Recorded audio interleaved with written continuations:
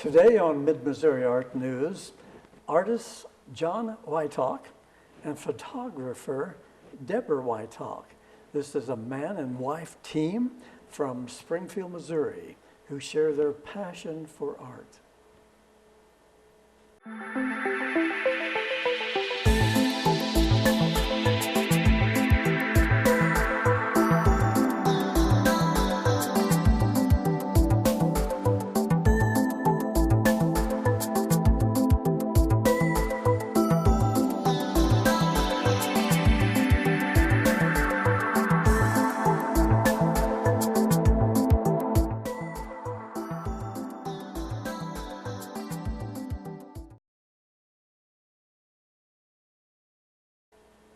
Welcome to JCTV, Mid-Missouri Art News, supported by many art enthusiasts, coming in to you from the capital city of Missouri, that's Jefferson City.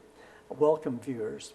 Please join me now, if you would turn with me to artist John and photographer, that's John Whytock and Deborah Whytock of Springfield, Missouri.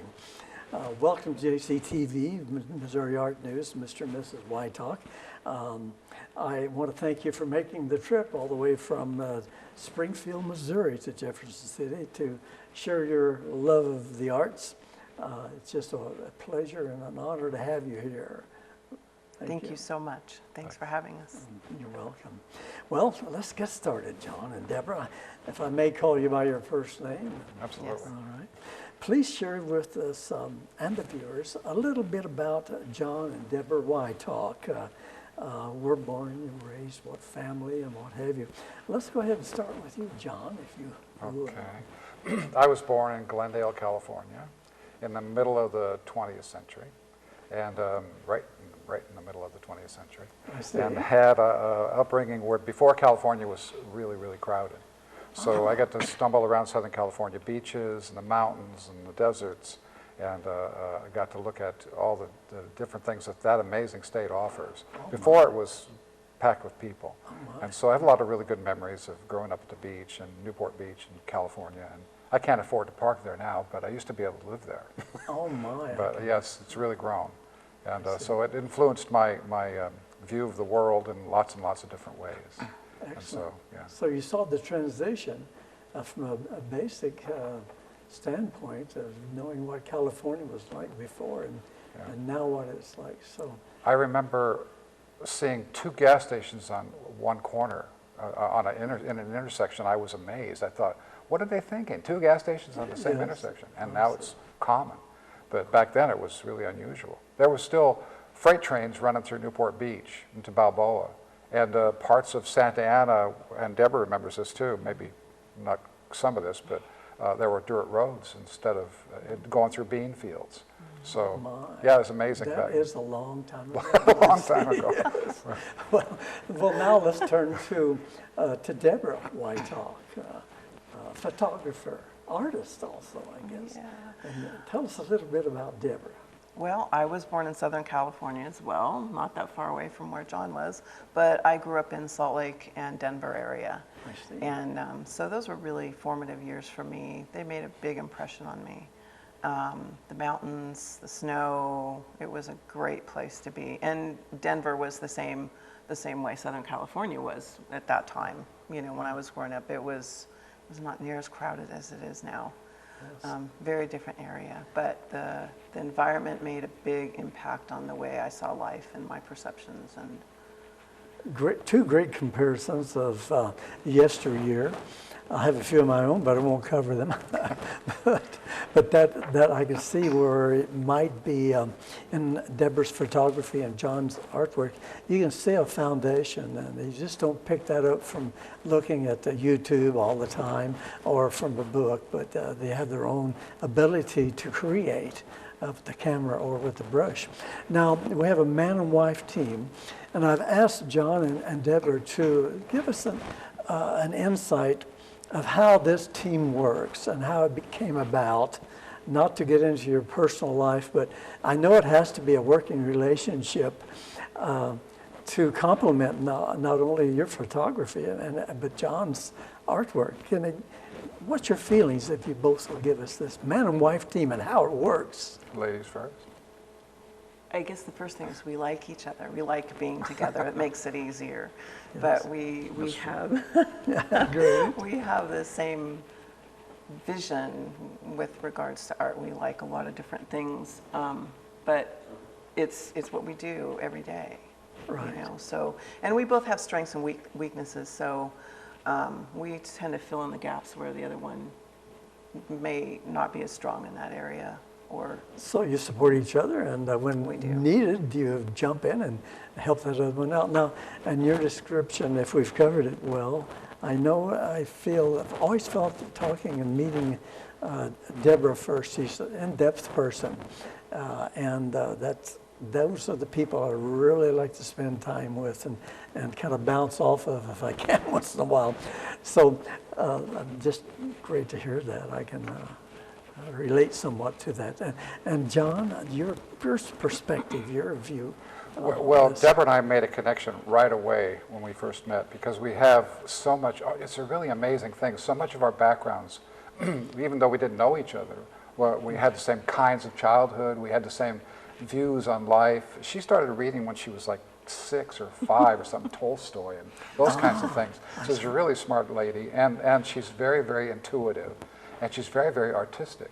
And so when we got together, it was just natural. We love the same things. We look at the same, the world the same way.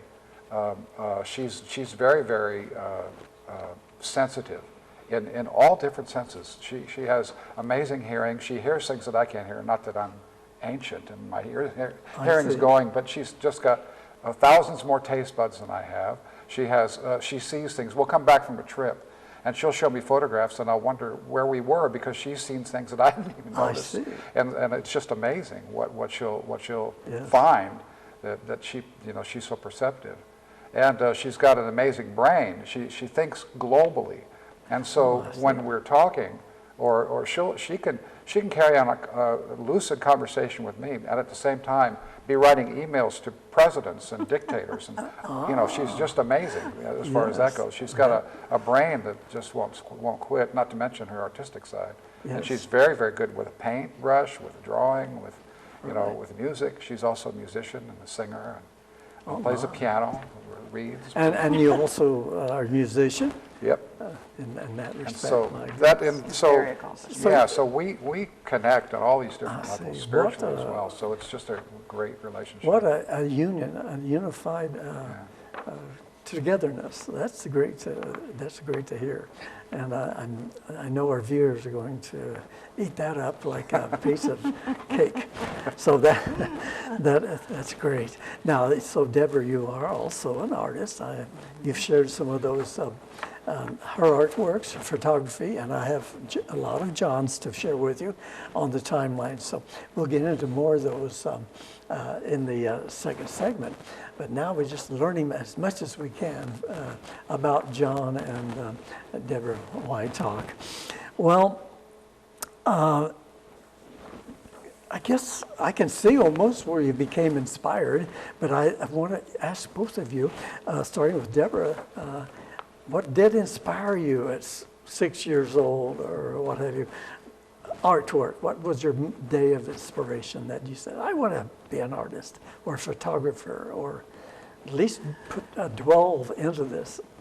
Well, I think that, like when we were talking earlier, and I mentioned that I tend to go in a lot of different directions because I like a lot of different things. So when I was a child, I was very involved in music and in artwork and photography and drama and anything to do with the arts. I just never could figure out which way I wanted to go. So I don't know if I made a conscious decision to become an artist. It just kind of happened. It just fell into place. It just maybe. fell Just into part place. of your being, I guess. Yeah, and then this, being with John, it just works so well. It just allows me to be able to do that. And But with understanding. yes, yeah, because we connect on that level, which is so important. But Yes. I think my first photo I took at 8. That's the first one I recall taking, that I still remember what the picture that I took. And then growing up in Colorado, being involved in nature, I was a ski instructor for a while. I took guided rides through Rocky Mountain National Park. And I just feel like photography, it's quick for me because I do so many different things. I don't always have time to sit down and paint like I would like to. But I can take a photograph. And we do a lot of photographs on ways to John's shows. And I'm hanging out the window and freezing him out with the window down trying to get photos at 80 miles an hour. So I take a lot like that. I really enjoy that because you get that millisecond where something great might come out, you know. But you don't see it with your naked eye, but it's one of those moments in your life that you capture, that you were there, but you may not remember exactly what you saw. And you have a photo that helps remind you. Well, now, John, turning to John. John is one of those artists that phenomenal, you could say. I compare him to the Gary Lucy type artist through Missouri, and also Billy O'Donnell, his plein air painting. But again, you'll see on the timeline the photographs or of the paintings, and you will be amazed. So I'm in awe when I view your artwork, and I mean that from the heart. Just not to be saying things. I'm a Missouri boy that just tells it like it is. I hope it's right. So tell us when you was first inspired and to develop this awesome way of presenting artworks from your heart and the fingertips. Thank you. That was very kind of you to say so, and I appreciate that. Well, I started out as my very first experience as an artist, or I guess as an artist, I was 5 years old, and I was invited over to somebody's kitchen early in the morning, and they were mixing this lady. I don't remember who they were, but the only thing I really remember about that is the sun coming through the window, and I had done a page of watercolors and then blotted the paper, folded it and blotted it over, and then opened it. And here was this amazingly colorful butterfly Oh my! In the rays of the sun coming through the window, and it was just so stunning. That's what sealed my fate. As far as a visual artist. Excellent, excellent. And then it's just a question of I wanted to be an illustrator early on, and so I really, really studied hard to learn the craft of painting. And so first the craft of drawing, and then the craft of painting. I see. And so. And that's where all my skill set came from. Was that I spent 2 years as an in-house illustrator, and then 5 years as a muralist in a studio, and then went out on my own. But that whole time that was my beginning and my training, and then of course I've been learning ever since. And I haven't by any means perfected my craft, but I'm still working on it. Yes. But I've come a long way. I've been painting professionally for 40 years, so I guess I learned something along the way. Yes, and it does show in your work. Yeah. It speaks for itself, and it speaks well for you also. Thank you. So excellent. I can identify with that. And just in all at some of your works, and Deborah's photography, where you get lost in the depths of some of your photography and naturally in your artworks. Well, John and Deborah, we must take a break. So hang loose for a few seconds.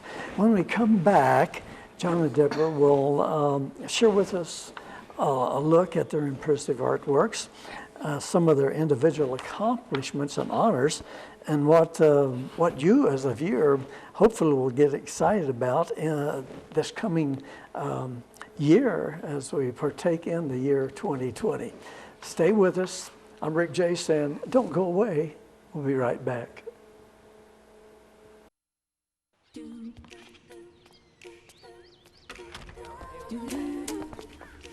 Hey! Hey! Hey!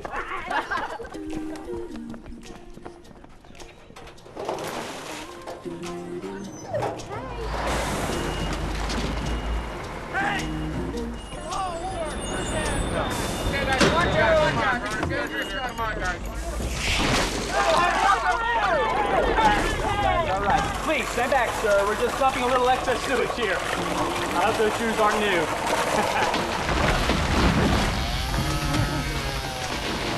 Oh, God.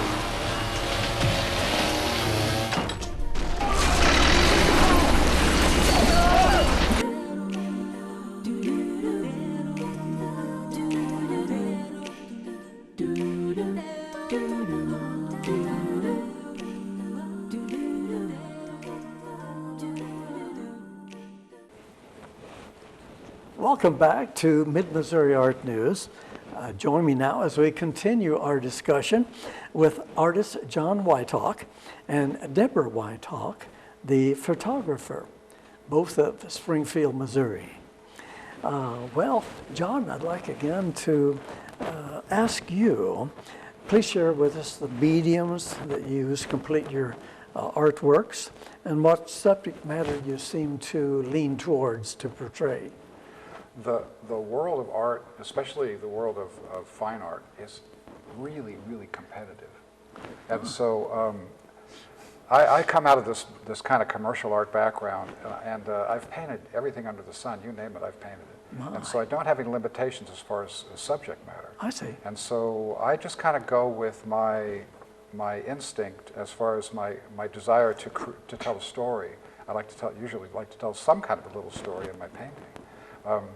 Although, like I said, with the competition, I continue to struggle trying to find some kind of niche to land in, some kind of a place to maybe I should just paint windmills, or maybe I should just paint dolphins. You know what I mean? It's like Right. there's this struggle that I have as an artist, but I still want to be able to express myself, so I don't want to get boxed in. So Exactly. consequently, my subject matter is all over the place. I'm a realistic painter, and so that's never going to change because I really love realism. And but as far as my subject matter, I just am all over the map, and I'm not sure that's a good idea, considering the challenges of. Well, you know, I find that same thing. People tell me, I'm interviewing 100 and some people now on the shows, they say, well, maybe Rick, you should, in your own artwork, find that niche. But I can't, because that changes every day. And what I want to express in one subject matter does not relate to the other. So why would I want to tie myself down, or like you say, box yourself in? So I can identify with you on that 100%. And again, it shows in your artwork. I think the variety just endorses more and more what you're capable of. And we can see from your statement just now that where that originated, the basis and the foundation that you've developed to basically not land on one niche, but spread yourself out a little bit. I can't imagine doing the same thing over and over. And I want to thank you for that. I really do, because I do look at some people, they do get in the niche and they do well, and we can identify with the waterways of Missouri, or the covered bridges of Missouri, or whatever, the birds of Arkansas, Missouri, Mr. David, you know, south of us. So thank you for that. Well, now if you would share with the viewers any recognitions over the years that you feel has validated you as an artist. I know at some point I shared with you earlier when I felt validated this last year. So do you have a need to be validated, or did you come to the point where at some time you were validated? I have a need to be validated in a big way. Okay. And interestingly enough, I am validated by the group of my peers. I appreciate their criticism and their praise most of all.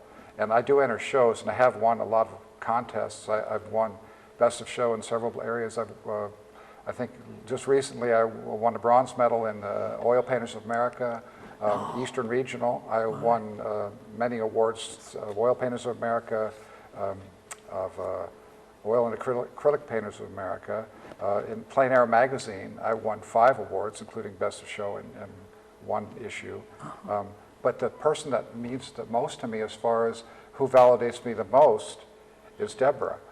If she comes in and criticizes a painting, or says the nose is too big, or the beak is too short, or whatever it might be, it's like, oh, I just want to tear it up and start over, you know. So it's more important for me to get her approval, or that she appreciates and likes a painting more than anybody else on the planet. So there's with that man and wife, you've got your critic and that help when you need it. So that's great to hear again. I it's just tremendous that you all can work together like that. It's a two-edged sword, though, you know. Yes, I can imagine. We won't go there. Okay. His stuff always turns out fantastic. Yes, you're just so fortunate to be on the other side there. Can I become a mouse, you know? And just, oh, I see. Well, do you have any projects or artwork now in progress that or upcoming events you'd like to let us know about? Deborah's You're for my stuff? with you, John. I'm entering shows all the time. Oil Painters of America has got a new one coming up, a national, regional. We have 3 shows that we'll be entering his paintings in addition to, well, maybe 4 now. It's hard to keep track. I bet. I think we have a lot of deadlines, and so we have at least 3, and then Plein Air Magazine we try to enter regularly. And Oh, excellent, excellent. Well, thanks again for the in-depth look into John Whytock and why and how, and what have you. Well, Deborah, I must turn to you now. Please share with us what subject matter your photography entails. I guess your favorite, I think it sounds like you have no limitations. So what do you really enjoy? If you really get the camera out, what are you looking for? That scenery, those animals, or it's just hard. whatever? It just depends on where we are and what I see, Okay. because we have so many experiences because we travel, because of doing shows for John and going to exhibitions and that type of thing, which is a great opportunity for me to take photos on the road or take photos of people. So I see something I like almost everywhere we go. It's really hard to pin it down, but I think that mostly for my work, I tend to go toward the black and white photos. I have some color stuff, and it really depends on how it turns out.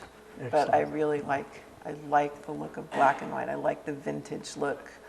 I miss that. I'm not real into Photoshop and all the originality, you could say. techniques. Well, we'll have these different pieces on the timeline as you're speaking about them. Again, I love the black and white.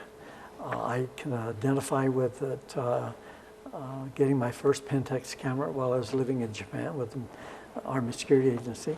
And my favorite shot is some basic seaweed and growth out of the Hakata Bay in Japan, black and white.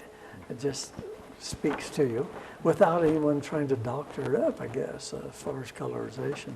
So that's great. Now, please share with the viewers any recognitions that over the years that you feel has validated you as a photographer.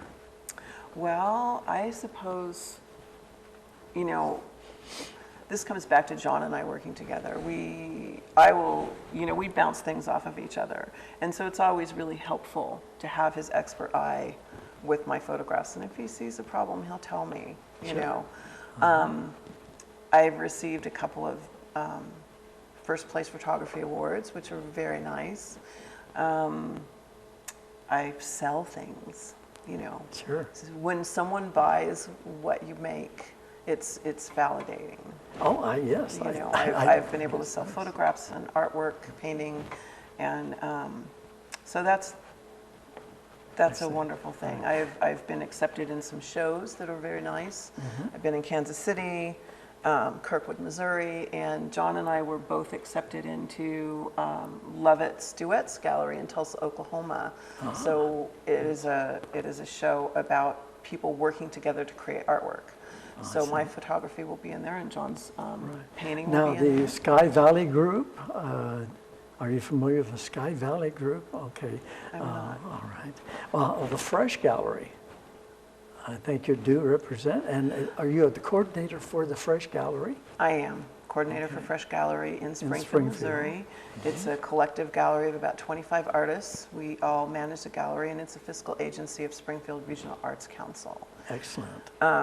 So we have a new program called Friends of Fresh, where if you join the membership, you'll get 10% off of sales. We have events that are only open to Friends of Fresh members. In fact, one of the upcoming events in February, our inaugural event for this group, and we just started this a couple of months ago, is a house concert with yours truly here. And he will be playing guitar and entertaining us with his original music for a couple of hours. Super. So we're really excited about that. Excellent. And John is a musician also. So that's, I may have to drop down and take some footage of that if I could get an invitation. We did bring you a couple of CDs. Oh, well, thank you so much. That'll be great to paint by. Oh, yeah, it was as long as there's a little bit fast here and there, so. Get those trees done quick. I can imagine. Okay, well, great. Well, you shared previously, I think I shared with you previously, I do have the invitation back to the Department of Natural Resources, the Brunch Nature Conservation Center show that's coming up in May of June of this year, and I would like to invite you back to both to that to exhibit a piece too. And so you keep that in mind. Thank you. Thank you. Yes, we would love to participate. Super. You'll be joining a possibility of about 107 other artists. Hopefully we get a good 80% exhibiting again this year, since 2018 it was really outreaching and successful. So, well, thank you. I look forward to that also. Now, you do commission work, and I imagine, can you give us some contact information? How to get a hold of your commission work? Commissions, big or small. I'll do sides of buildings. I'll do small portraiture. It doesn't matter what. And, yep, we do commissions. And JohnWhytockArt.com is my website, and all the information is there. I teach classes as well, so there's all that stuff on there. That's a must-see on the website, so Thank you. we'd be tuning in for that. And Deborah? I don't do commissions, but I do help people build artist websites Oh, I with see. one of the premier art web hosting services. So I see. and that's Excellent. you can contact me if you're interested in my photography or learning how to build a website at DeborahWhytockArt.com. Excellent. Yeah. Well, John and Deborah, we're just about out of time. Time goes so fast. So on behalf of JCTV Access, I want to thank you again so much for contributing to Mid-Missouri Art News, making it a learning and informational experience for us all. Thank you. Thank Thank you you. for having us. You're welcome. Well, thank you to our viewers for viewing worldwide, shall we say. Thanks to YouTube. And our JCTV producer and crew, Gloria Enlow. Thank you so much for watching and assisting. Look for more Mid-Missouri Art News right here on JCTV Access. And don't forget YouTube. See you next time.